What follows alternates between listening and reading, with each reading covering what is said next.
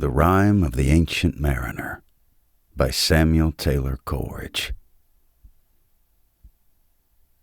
It is an ancient mariner, and he stoppeth one of three.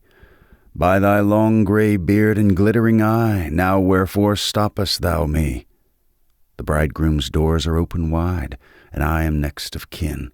The guests are met, the feast is set, mayest hear the merry din. He holds him with his skinny hand.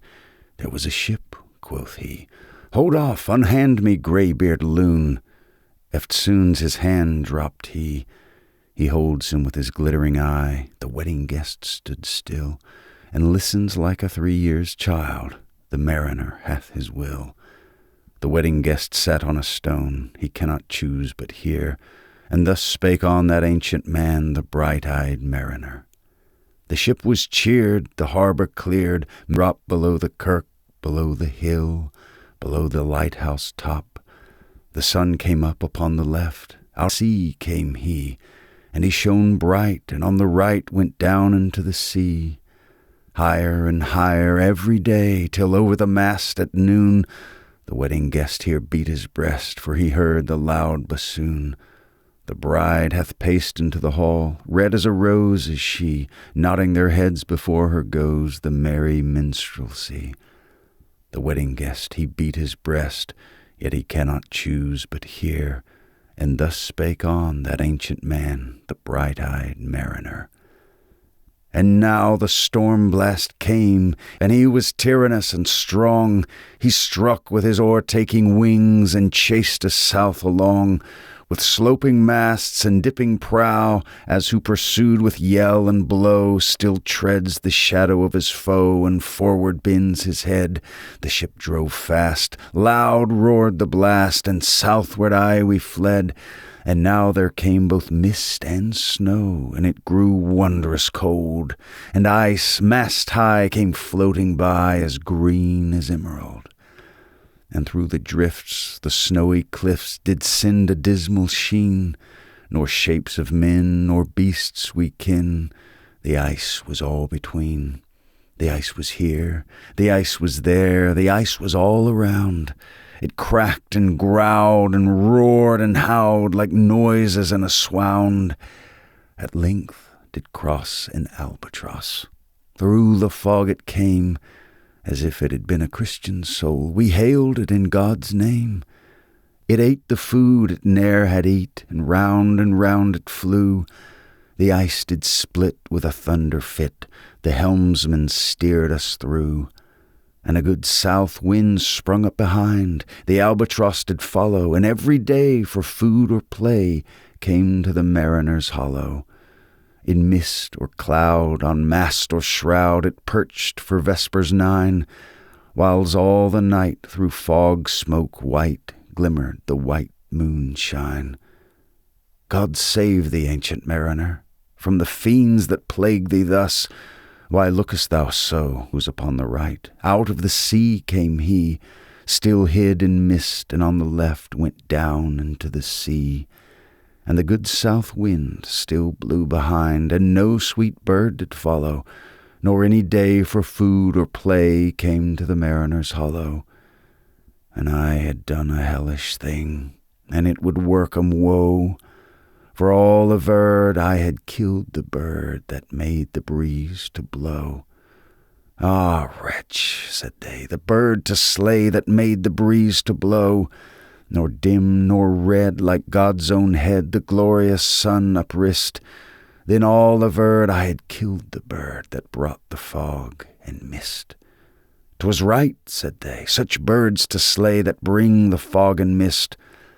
The fair breeze blew, the white foam flew, the furrow followed free. We were the first that ever burst into that silent sea. Down dropped the breeze, the sails dropped down, 'twas sad as sad could be, and we did speak only to break the silence of the sea. All in a hot and copper sky, the bloody sun at noon, right up above the mast did stand, no bigger than the moon. Day after day, day after day we struck, nor breath nor motion, as idle as a painted ship upon a painted ocean. Water, water everywhere, and all the boards did shrink. Water, water everywhere, nor any drop to drink. The very deep did rot, O Christ, that ever this should be, yet slimy things did crawl with legs upon the slimy sea. About in reel and rout the death fires danced at night. The water like a witch's oils burnt green and blue and white. And some in dreams assured were of the spirit that plagued us so. 9 fathoms deep he had followed us from the land of mist and snow. And every tongue through utter drought was withered at the root. We could not speak no more than if we had been choked with soot. Ah, well a day, what evil looks had I from old and young. Instead of the cross, the albatross about my neck was hung. There passed a weary time. Each throat was parched, and glazed each eye. A weary time, how glazed each weary eye. When looking westward I beheld a something in the sky. At first it seemed a little speck, and then it seemed a mist. It moved and took at last a certain shape I wist. A speck, a mist, a shape I wist. And still it neared and neared, as if it dodged a water sprite. It plunged and tacked and veered. With throats unslaked, with black lips baked, we could not laugh nor wail. Through utter drought, all dumb we stood. I bit my arm, I sucked the blood, and cried, "A sail! A sail!" With throats unslaked, with black lips baked, agape they heard me call, "Gramercy!" They for joy did grin, and all at once their breath drew in, as they were drinking all. "See, see," I cried, "she tacks no more, hither to work us weal. Without a breeze, without a tide, she steadies with upright keel." The western wave was all aflame, the day was well nigh done. Almost upon the western wave rested the broad, bright sun, when that strange shape drove suddenly betwixt us and the sun. And straight the sun was flecked with bars. Heaven's mother send us grace. As if through a dungeon grate he peered with broad and burning face. Alas, thought I, and my heart beat loud, how fast she nears and nears! Are those her sails that glance in the sun like restless gossameres? Are those her ribs through which the sun did peer as through a grate? And is that woman all her crew? Is that a death? And are there two? Is death that woman's mate? Her lips were red, her looks were free, her locks were yellow as gold.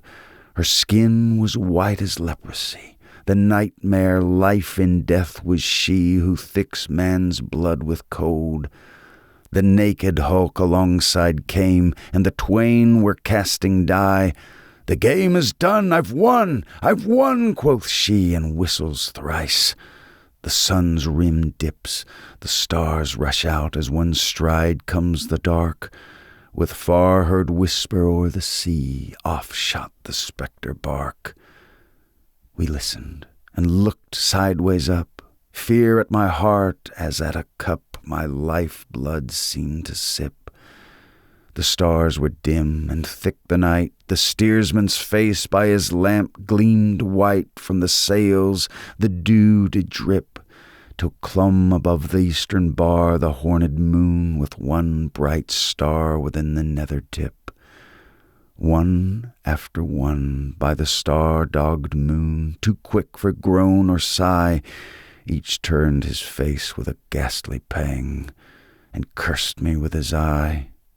4 times 50 living men, and I heard nor sigh nor groan. With heavy thump, a lifeless lump, they dropped down one by one. The souls did from their bodies fly, they fled to bliss or woe, and every soul that passed me by like the whiz of my crossbow.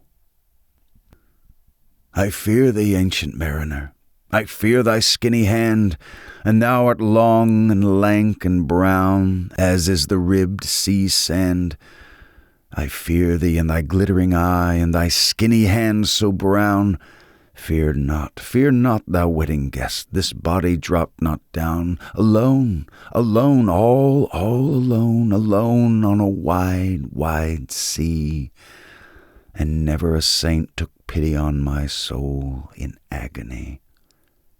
The many men so beautiful, and they all dead did lie, and 1,000 slimy things lived on, and so did I. I looked upon the rotting sea, and drew my eyes away. I looked upon the rotting deck, and there the dead men lay. I looked to heaven, and tried to pray, but or ever a prayer had gushed, a wicked whisper came, and made my heart as dry as dust. I closed my lids, and kept them close, and the balls like pulses beat, for the sky and the sea and the sea and the sky lay like a load on my weary eye, and the dead were at my feet. The cold sweat melted from their limbs, nor rot nor reek did they. The look which with they looked on me had never passed away. An orphan's curse would drag to hell a spirit from on high, but oh, more horrible than that is the curse in a dead man's eye. 7 days, 7 nights I saw that curse, and yet I could not die. The moving moon went up the sky, and nowhere did abide. Softly she was going up, and a star or two beside. Her beams bemocked the sultry main, like April hoarfrost spread. But where the ship's huge shadow lay, the charmed water burnt alway a still and awful red. Beyond the shadow of the ship I watched the water snakes. They moved in tracks of shining white, and when they reared, the elfish light fell off in hoary flakes. Within the shadow of the ship I watched their rich attire. Blue, glossy green, and velvet black they coiled and swam, and every track was a flash of golden fire. Oh, happy living things, no tongue their beauty might declare. A spring of love gushed from my heart, and I blessed them unaware. Sure my kind saint took pity on me, and I blessed them unaware. The selfsame moment I could pray, and from my neck so free the albatross fell off and sank like lead into the sea. Oh, sleep, it is a gentle thing, beloved from pole to pole. To Queen Mary the praise be given. She sent the gentle sleep from heaven that slid into my soul. The silly buckets on the deck that had so long remained, I dreamt that they were filled with dew, and when I awoke, it rained. My lips were wet, my throat was cold, my garments all were dank. Sure I had drunken in my dreams, and still my body drank. I moved and could not feel my limbs, I was so light. Almost I thought that I had died in sleep and was a blessed ghost. And soon I heard a roaring wind. It did not come near, but with its sound it shook the sails that were so thin and sere. The upper air burst into life, and 100 fire flags sheen. To and fro they were hurried about, and to and fro and in and out the wan stars danced between. And the coming wind did roar more loud, and the sails did sigh like sedge, and the rain poured down from one black cloud. The moon was at its edge. The thick black cloud was cleft, and still the moon was at its side, like waters shot from some high crag. The lightning fell with never a jag, a river steep and wide. The loud wind never reached the ship, yet now the ship moved on. Beneath the lightning and the moon, the dead men gave a groan. They groaned, they stirred, they all uprose, nor spake, nor moved their eyes. It had been strange, even in a dream, to have seen those dead men rise. The helmsman steered, the ship moved on, yet never a breeze up blew. The mariners all gone work the ropes, where they were wont to do. They raised their limbs like lifeless tools. We were a ghastly crew. The body of my brother's son stood by me, knee to knee. The body and I pulled at one rope, but he said not to me. I fear thee, ancient mariner. Be calm, thou wedding guest. 'Twas not those souls that fled in pain, which to their courses came again, but a troop of spirits blessed. For when it dawned, they dropped their arms and clustered round the mast. Sweet sounds rose slowly through their mouths and from their bodies passed. Around, around flew each sweet sound, then darted to the sun. Slowly the sounds came back again, now mixed, now one by one. Sometimes a dropping from the sky I heard the skylarks sing. Sometimes all little birds that are, how they seem to fill the sea and air with their sweet jargoning. And now 'twas like all instruments, now like a lonely flute, and now it is an angel's song that makes the heavens be mute.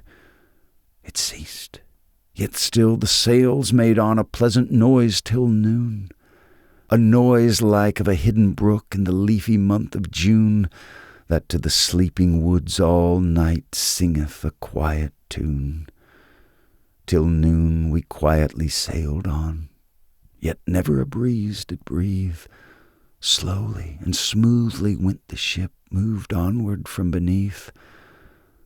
Under the keel, 9 fathoms deep, from the land of mist and snow, the spirit slid, and it was he that made the ship to go. The sails at noon left off their tune, and the ship stood still also. The sun, right up above the mast, had fixed her in the ocean. But in a minute she gone stir with a short, uneasy motion, backwards and forwards, half her length with a short, uneasy motion. Then, like a pawing horse let go, she made a sudden bound. It flung the blood into my head, and I fell down in a swound. How long in that same fit I lay, I have not to declare. But ere my living life returned, I heard and in my soul discerned 2 voices in the air. Is it he, quoth one, is this the man? By him who died on cross, with his cruel bow he laid low the harmless albatross. The spirit who bideth by himself in the land of mist and snow, he loved the bird that loved the man who shot him with his bow.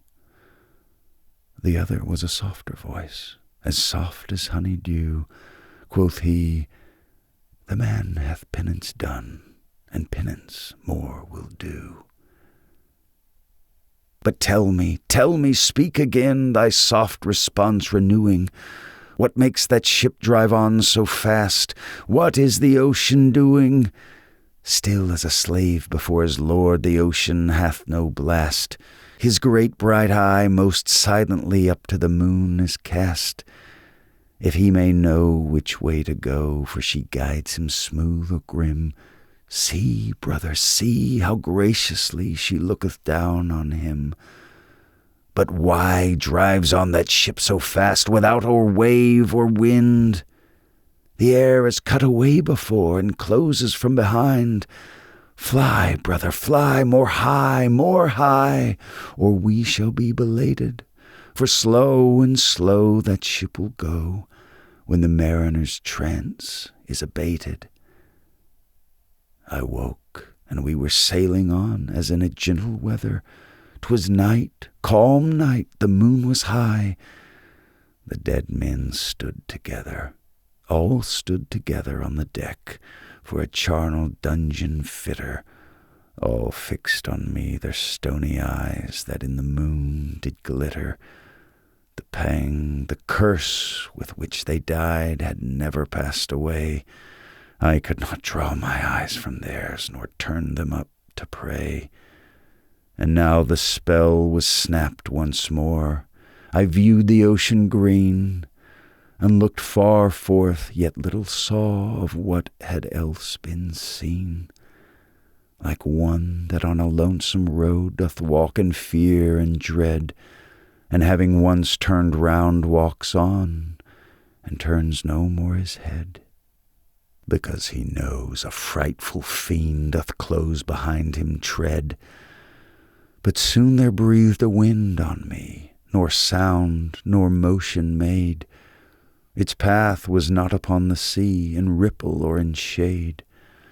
It raised my hair, it fanned my cheek like a meadow gale of spring.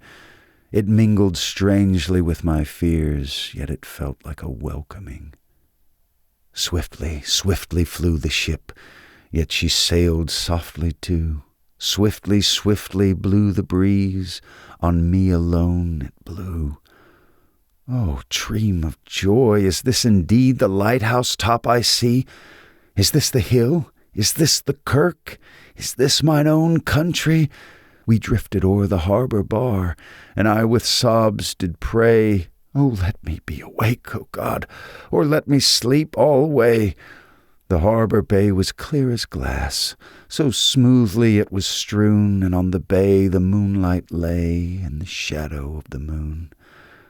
The rock shone bright, the kirk no less, that stands above the rock. The moonlight steeped in silentness the steady weathercock.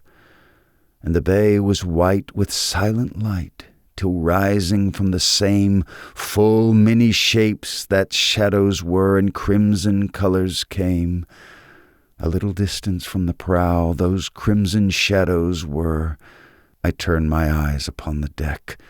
O Christ, what saw I there? Each corse lay flat, lifeless and flat, and by the holy rood a man all alight, a seraph man on every corse there stood.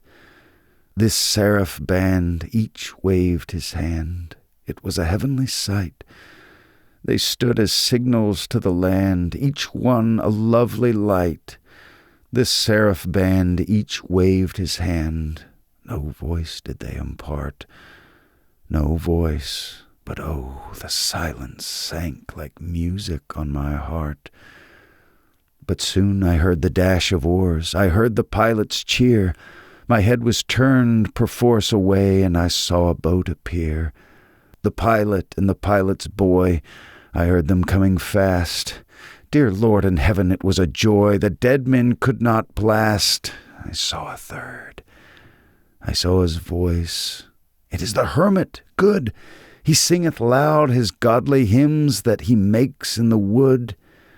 He'll shrieve my soul, he'll wash away the albatross's blood. This hermit good lives in that wood which slopes down to the sea. How loudly his sweet voice he rears. He loves to talk with mariners that come from a far country. He kneels at morn and noon and eve. He hath a cushion plump. It is the moss that wholly hides the rotted old oak stump. The skiff boat neared, I heard them talk. Why, this is strange, I trow. Where are those lights so many and fair that signal made but now? Strange, by my faith, the hermit said, and they answered not our cheer. The planks looked warped, and see those sails, how thin they are and sere. I never saw aught like to them, each perchance it were brown skeletons of leaves that lag my forest brook along. When the ivy tot is heavy with snow, and the owlet whoops to the wolf below that eats the she-wolf's young. Dear Lord, it hath a fiendish look, the pilot made reply. I am afeard. Push on, said the hermit cheerily. The boat came closer to the ship, but I nor spake nor stirred. The boat came close beneath the ship, and straight a sound was heard. Under the water it rumbled on, still louder and more dread. It reached the ship, it split the bay, the ship went down like lead. Stunned by that loud and dreadful sound which sky and ocean smote, like one that had been 7 days drowned, my body lay afloat. But swift as dreams myself I found within the pilot's boat. Upon the swirl where sank the ship, the boat spun round and round, and all was still, save that the hill was telling of the sound. I moved my lips. The pilot shrieked and fell down in a fit. The holy hermit raised his eyes and prayed where he did sit. I took the oars.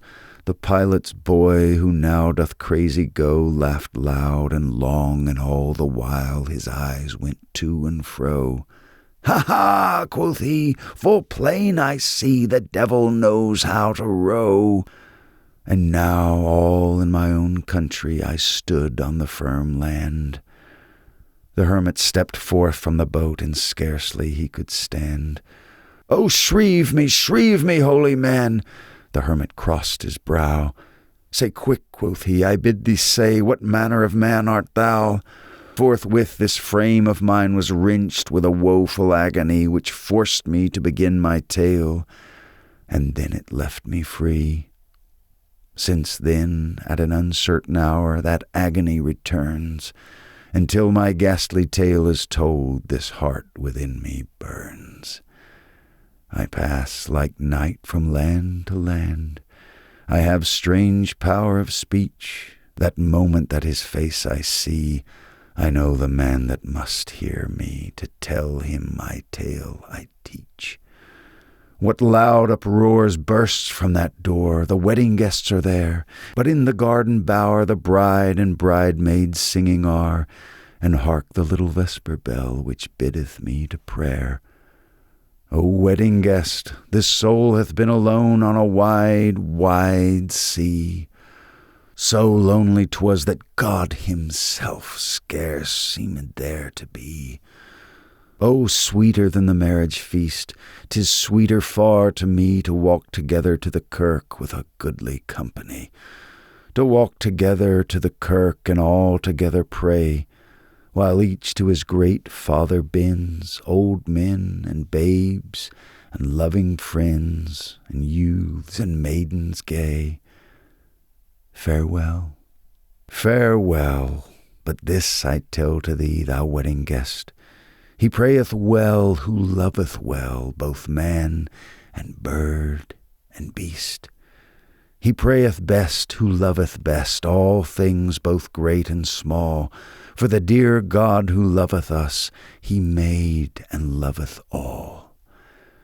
The mariner whose eye is bright, whose beard with age is hoar, is gone, and now the wedding guest turned from the bridegroom's door. He went like one that hath been stunned, and is of sense forlorn, a sadder and a wiser man. He rose the morrow morn.